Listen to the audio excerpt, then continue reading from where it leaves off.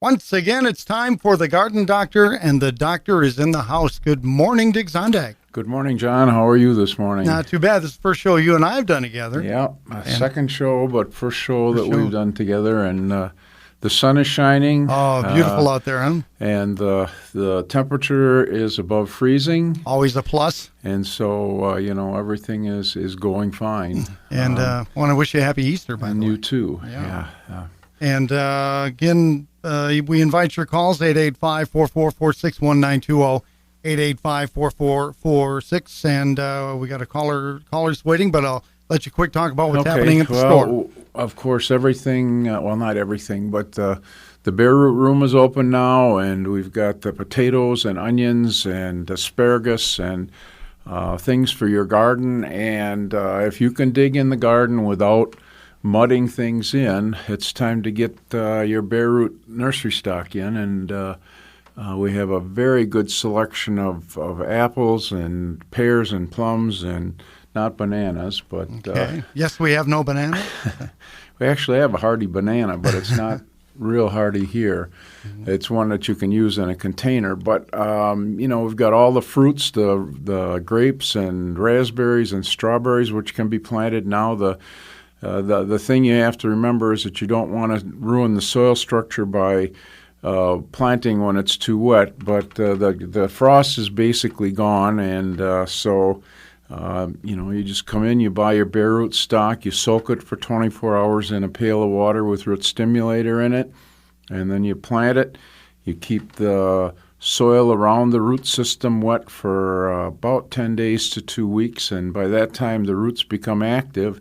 The reason you want to do it early in the season is that it's still cold enough that the tops will not break real fast, where if you wait until early to mid-May when the weather is really warm, the tops are anxious to get going, and it takes about a week to 10 days for those roots to become active, and so it's a much better time to get the stuff in when when the plants aren't breaking real fast. So won't be probably another 2 or 3 weeks, and we'll have our perennials and our annuals and things out. It's a little early for that, but we've got plenty to talk about at Jung Garden Center. We've got the nicest seed wall in the state. If you can't find something for your garden on our seed wall, I don't know if it exists. If it doesn't exist, that's right. It really, and we've also got the people to answer your questions. You don't have to depend on the garden doctor being there. We've got lots of garden doctor juniors, I guess you'd say, to answer your questions. And if you've got a problem situation, they can help you help you with getting things fixed also with the pesticides and the fertilizers and things like that. So lawns are starting to green up a little bit. So it's time to get that first application of lawn fertilizer on so that the grass takes off in a fast way so that the crabgrass is crowded out, because if you've got bare spots in your lawn, you're probably going to have crabgrass. And so the crabgrass preventer, although it shouldn't be put on right now, will help with that too. But we'll talk about that later on when it's time to apply that. Okay, we do have some callers on the line, so let's go right to our phones. 885-4446-1920, 885-4446. You're on the air with the Garden Doctor. Hi. Good morning. I planted mums last year, and they still don't look too good this year. They're kind of brown looking. Should I cut them back, or just will they come back? The mums, the top part of the mums are dead, because mums are perennials. They die back to the ground. They're if they were planted in the fall, they're probably dead, because even though we use hardy mums for our fall mums, unless they're established in the garden, they probably are not going to make it. The best thing to do is to get them right now in a couple of weeks, and plant them so that they're established in the soil, and then you have a much better chance of them coming through. And even with those that are planted in the springtime, I would say maybe this year probably wouldn't have been a bad year to do it, but there are lots of situations where the mums will die over the winter. So mums are probably a zone 5 or zone 5 plant, and so what you have to do with mums in the fall, if you want to try to keep them over from year to year, is to cover them with hay or straw, about 6 inches of hay or straw, and then some soil over that, and then you'll have a much better chance. But if you planted fall mums and you didn't do anything, they're dead. I can almost guarantee you that. Okay, well, thanks a lot for the info. Yep, thanks for calling. Thanks for your call. Let's go to the other line. You're on the air with Dick Zondag from Jung's Garden Center in Randolph. Good morning. I bought some, what do you call it, Wonder Dirt last year, that stuff that expands. Okay. Now, I have planters that are lined with a moss, so I'm wondering if I can reuse that dirt. Sure. Okay. Yeah. No, there's no problem with maintain? that. What I would do though is maybe put some compost or maybe some slow release fertilizer in with it. Okay. And that will give your plants a little bit of nutrients to work with. But you think that dirt will still hold the moisture like it did? That sure. Stuff is wonderful. Yeah. No, wonderful. that works good, and it's a polymer that absorbs water when there's more water there than the soil can hold, and then it releases it as the soil dries out. So that particular product is good for maybe 3 or 4 years. Oh, wonderful, because then I don't have to take them all apart. It's a lot of work. Yep, it is. No, okay. Thank you. Thanks for calling. All right. 885-4446-1920, 885-4446, the number to call to get on the air with the Garden Doctor. What exactly is Wonder Dirt, and who best benefits from it? Well, it's a product that has some polymers in it that will soak up water, and then you use it for containers and hanging baskets and things like that if you haven't got a system for watering them on a regular basis, and they help the plants out that way. Okay. So guess we'll go to the line. We have another call. We do have a line open, 885-4446, the number to call. Caller, you are on the air with the Garden Doctor. Okay, did I understand you right to say that you should not put on your crabgrass preventer now? Right. Crabgrass preventer works for about 6 weeks, and because the soil is still cold, the crabgrass seed is not germinating. And so what you want to do is put crabgrass preventer on about the time the forsythia are blooming, or when the temperature of the soil reaches 55 degrees at 6 inches deep. And that's about when the crabgrass starts to germinate. And the thing with crabgrass preventer is that it's a preventer. If you don't get it on the soil before the crabgrass comes up, it's not going to do any good. So once the crabgrass is germinated, it will not do anything. So you want to have it last as long as possible, and yet you want to get it on before the seed starts to germinate. And so we usually see the forsythia blooming. It's one of the first shrubs that blooms in the springtime. And when that's happening, that's when the soil is starting to get to the temperature that the crabgrass starts to germinate. So you want to get it on before that, but you don't want to get it on a long time before that because it runs out in about 6 weeks. And so that gives you six weeks of protection, and gives your lawn a chance to grow in those spots so that you don't get the crabgrass started. Okay, thank you. Thanks for calling. All right, thank you for your call, 885-4446-1920, 885-4446. What should you trim and what shouldn't you trim? And is it safe to trim right now? Yes, you should be doing your dormant pruning right now. With shade trees, you want to thin the crown of the tree out so that, if there's a lot of fine twigs and stuff in there, you want to do that. With apple trees and fruit trees, you want to prune them so that the scaffold branches, the branches that come off the trunk, are at probably a 90-degree angle or less, so that if you get a heavy load of fruit on, the tree doesn't break apart.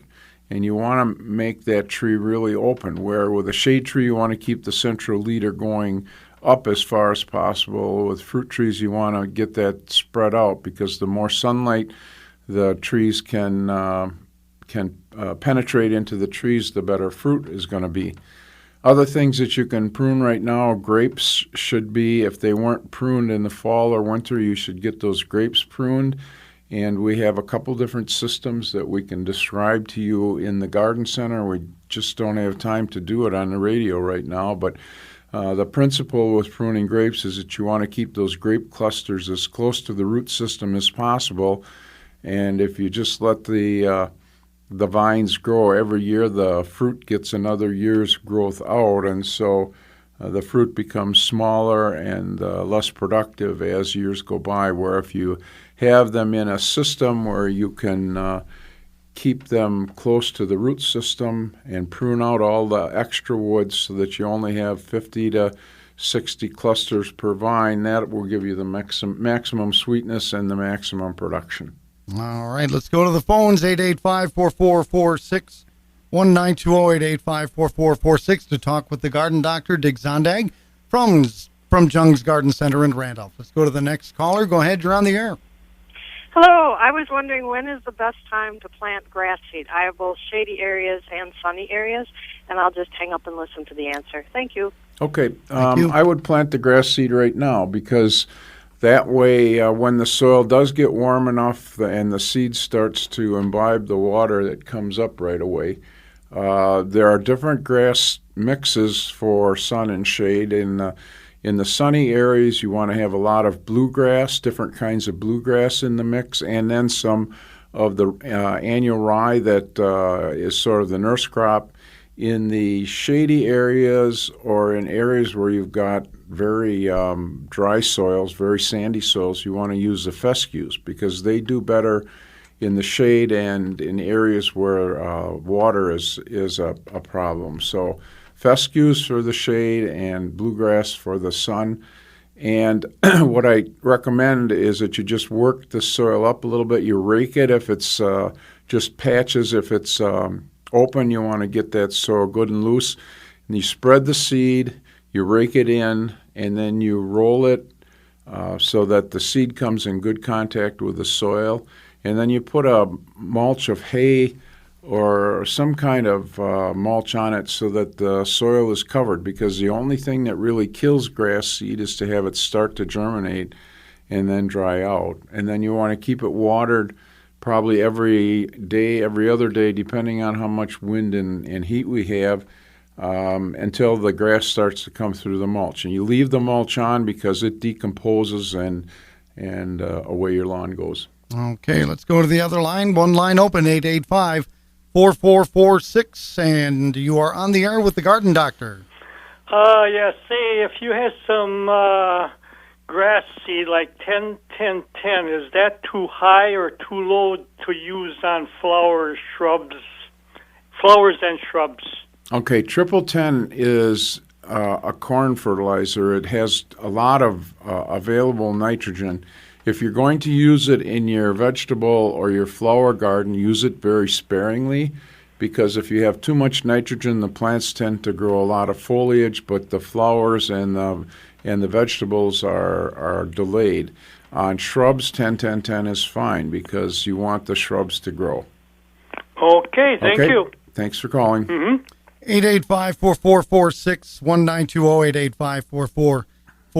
Does an April freeze wreck grass seed if you would plant it now? No, it does not. The grass, even if it's started and it gets a frost, is not going to get hurt.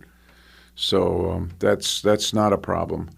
Other things, we were talking about pruning, other things that can be done, raspberries right now, you can go out in your raspberries, and if you have the raspberries that produced last summer, if they're still in the raspberry bed, you should prune those out, because they're, again, the vine, that cane is dead, because raspberries come up the first year, they fruit the second year, and then they die. And while you've got fruiting raspberries there, you've got canes coming up through them. that are straight as an arrow. They're called primal canes, and they're the canes that are going to give you fruit next year, so that you get fruit every year.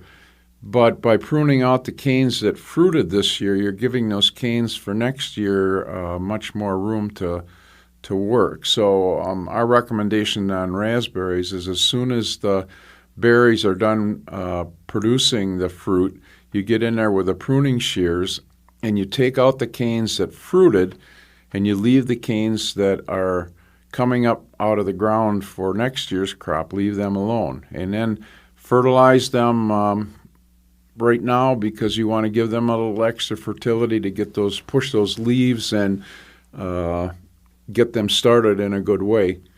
If you've got your strawberries mulched, I would say probably in the next week or so that mulch should come out. You shouldn't have the strawberries growing, starting to push the mulch out of the way. But with strawberries, you want to leave that mulch on a little bit longer so that it holds the strawberries back, so that the spring frosts don't clip the berry buds.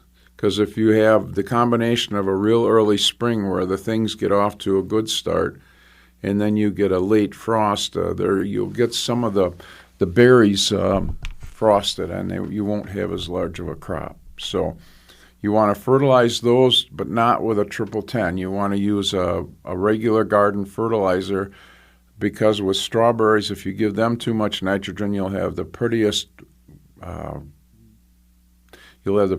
leaves, and they'll grow nice and tall, but there again, they don't fruit as well if you give them too much nitrogen. How's the winter been on roses in general? I haven't checked my roses, but I would probably imagine, if you covered them, they should have been fine, because we didn't have a lot of the freezing and thawing that can cause problems with roses. But we did get a little bit of cold weather, but I would imagine that most of the roses are going to be just fine. I will do some investigating next week. I will have a report for you, John. All right. Any new interesting flower hybrids coming out? Oh, yeah. We've always got a lot of some new shrubs coming out. Some of the proven winners, they seem to go out and find the newest and the best, and so we handle some of the proven winners. With roses, with our Edmonds catalog, we always have the newest and the best varieties of hybrid teas, grandifloras, and floribundas. And as far as shrub roses are concerned, those are the ones you plant out where you want just nice color in your landscape. The Knockout series has just really, really been very popular, but we also have other ground cover roses and the hardy roses that will produce nice blossoms all summer long. So, and what you want to do with your roses is get them uncovered and prune them back so that the stems that are left will be pencil diameter or better, and you prune them back so that where the green meets the brown. The brown probably is dead, so you prune that wood out. And then you fertilize them. I've always called roses high-maintenance plants, so they like to have their fertility. So you want to fertilize them right away to get them off to a good start, and then you want to use the systemic insecticide, so that takes care of the aphids. And then you kind of got to watch for the black spot. It starts as a yellow spot on the leaf, and then you want to get out with the fungicides so that the black spot doesn't take over. We have more problems with black spot when we have wet seasons, and more problem with insects when we have dry seasons. So, it kind of depends on the weather that we get and the environment that we get into. Okay, we do have another caller. One line open, 885-4446, 1-920-885-4446. This is The Garden Doctor with Dick Zondag from Jung's Garden Center in Randolph here on WBEV. Let's go to our let's try something here. I know we did have a caller coming through. There we go. And you're on the air with The Garden Doctor. Go right ahead. Hi.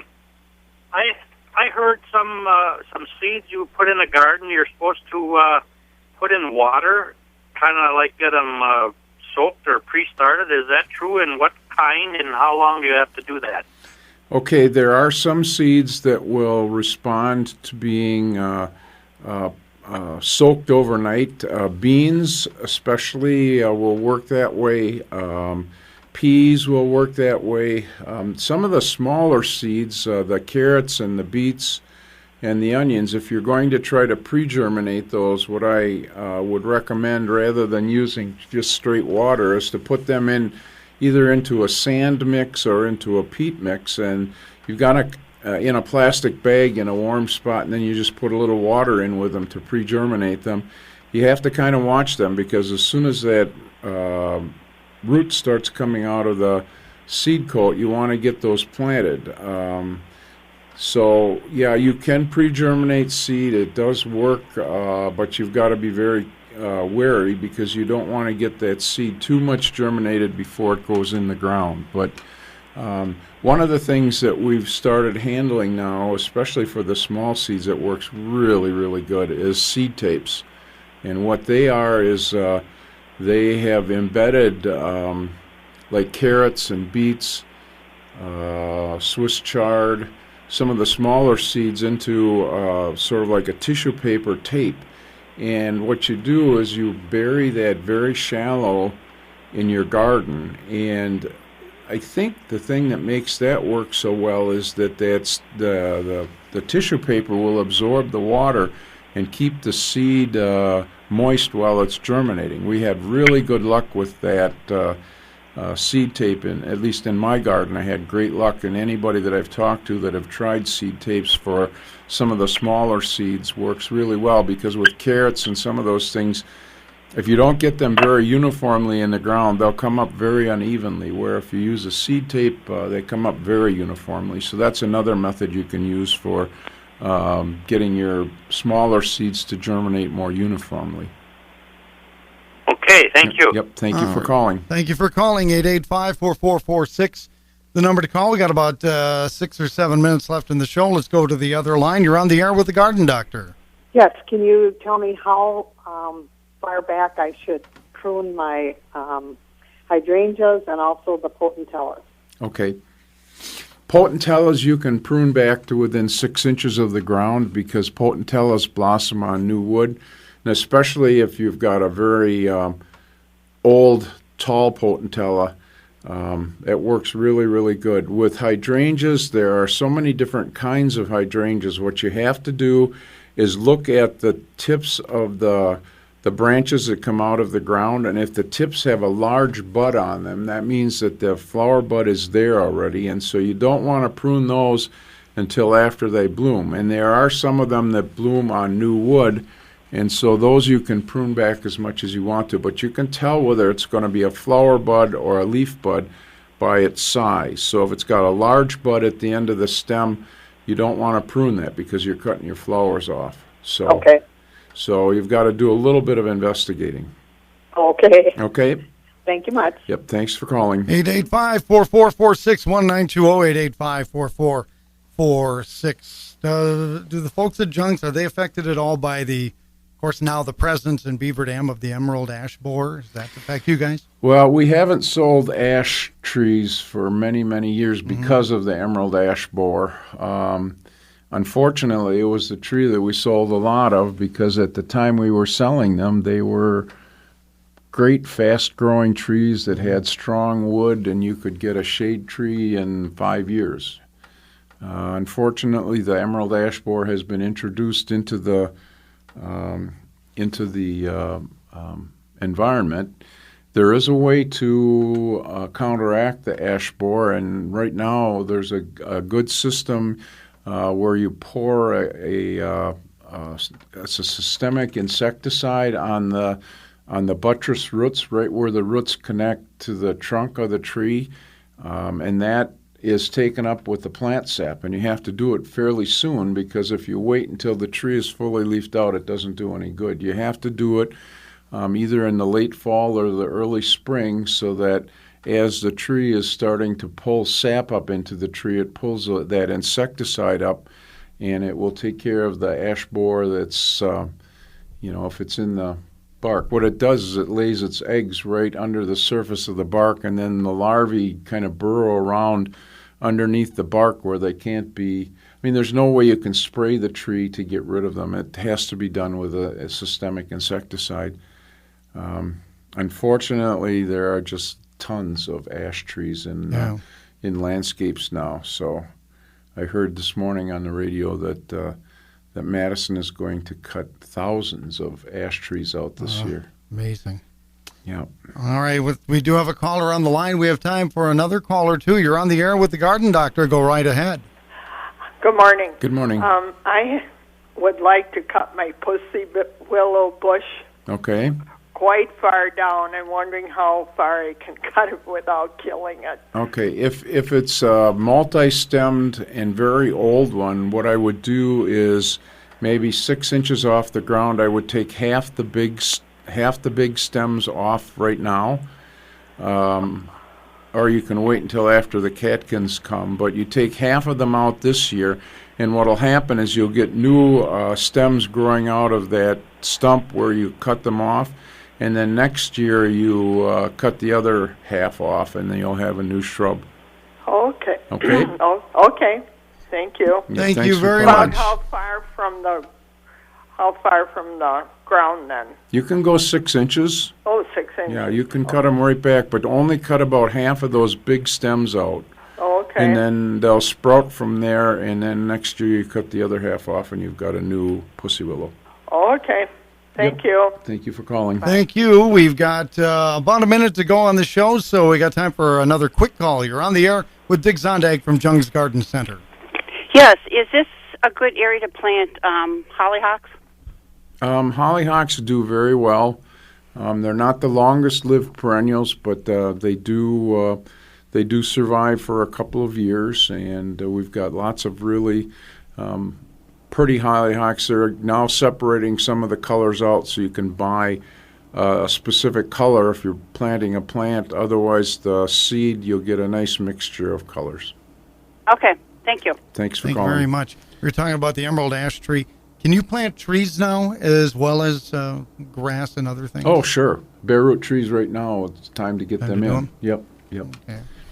Well, what else is happening at the store, Dick? Well, the bare root room is open, and we're getting a lot of people coming in to buy that. Potatoes are out.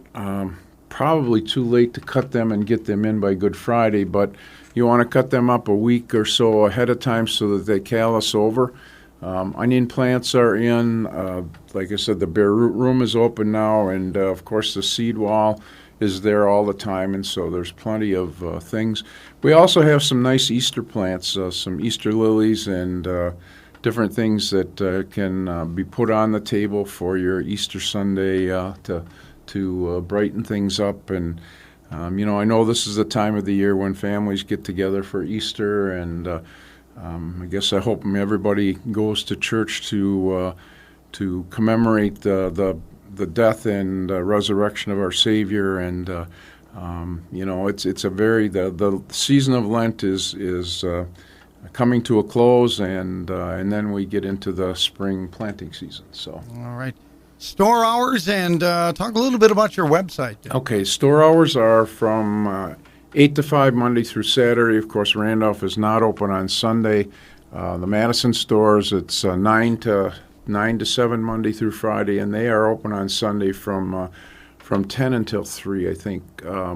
And website, jungseed.com, we're in the process of redoing the website, so probably the middle of the summer we'll be doing our testing so that in the fall our new website will be up, and there will be a lot more information. There will be a lot more articles looking into a lot of different things that people are currently doing on the internet to make it a lot more educational and robust. So yep. So I guess we're hoping we'll see you in church on Sunday, and I'll be back next week to take questions. All right, then you have a great Easter, Yeah, too. you too, John. Thank you very much. That's Dick Zondag from Jung's Garden Center of Randolph. The Garden Doctor is here every Wednesday through the spring here from 10:30 until 11 o'clock. So if you do have any questions, please ask the garden doctor. You'll get the answer directly.